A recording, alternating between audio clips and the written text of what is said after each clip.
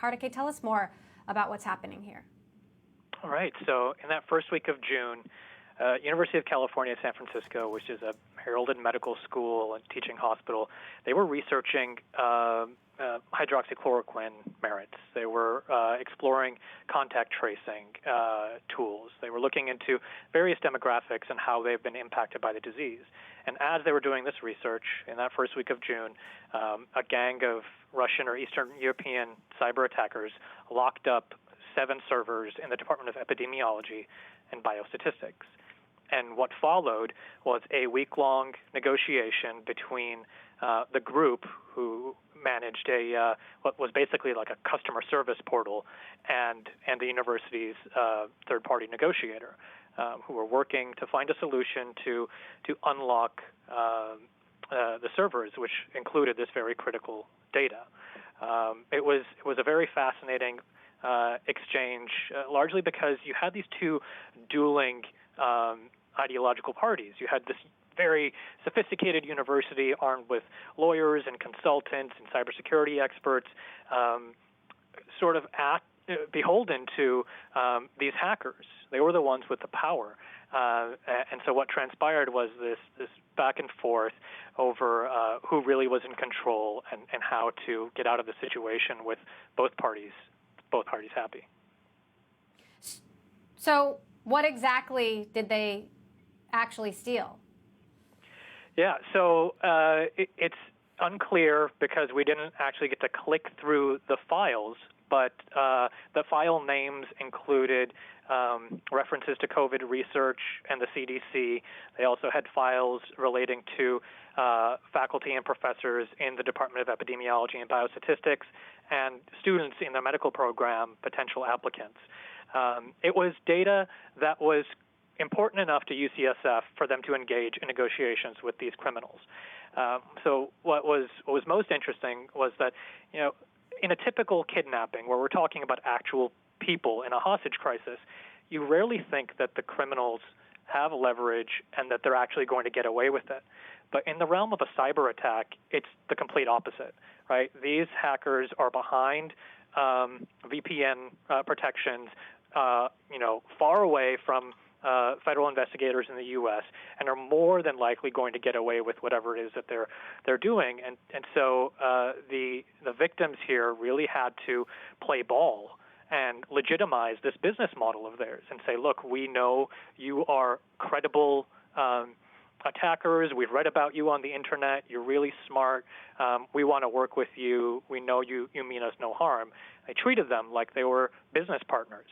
And so over the course of a week, it was a lot of this pandering to them, and the operator, as he or she was so dubbed on the attacker side, was almost like a used car salesman, coming back with offers, going back to his boss to see if this was legitimate, and often just needing that sort of reassurance that he or she was legitimate and that he was going to get paid.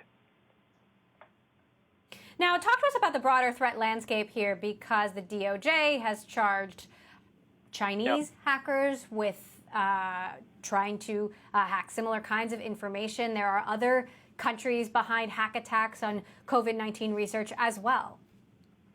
Western intelligence broadly is focused on this very real problem. That is Chinese, Russian, Korean, Iranian hackers looking for IP or intel on what the UK NHS or what American research entities are doing to find a cure. How far along are they compared to their own research institutes, and are they close to finding something that's worthy of being stolen and possibly sold on the dark web, which would make a lot of money, or simply to bolster their own research? Since the U.S. really was infected in late February, early March, the uptick in these kinds of attacks on institutions that are doing this kind of research, including major pharmaceutical companies, biotech firms, and hospitals and medical schools like UCSF, has skyrocketed. And that's been a massive boon to attackers like NetWalker, this group that attacked UCSF. They are making money like they haven't ever before in the past, and this has truly provided an opportunity for them. Now, Kartikay, there is a question here of why should this necessarily be privileged information? Don't we want everyone in the world to have access to a vaccine? Absolutely, but I think during research, right, when we're not quite there, entities explore a lot of possible options that don't necessarily need to be distributed widely.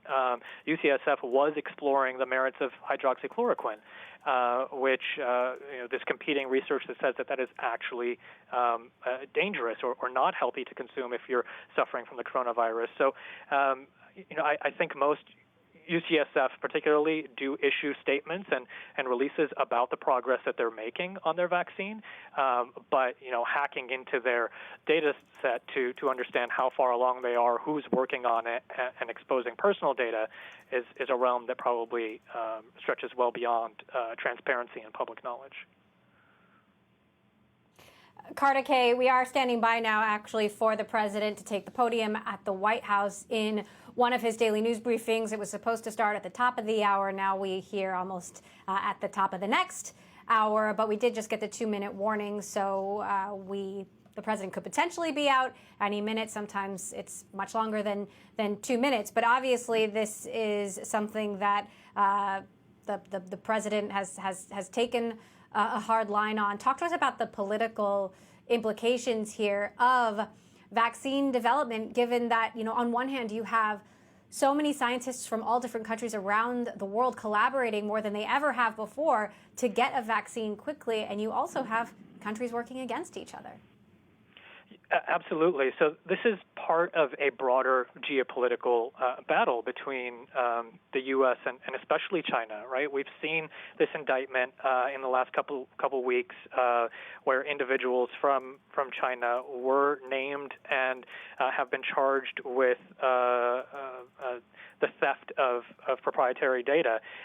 This is not just about the vaccine. It's about control over who benefits from it and who gets to control its distribution.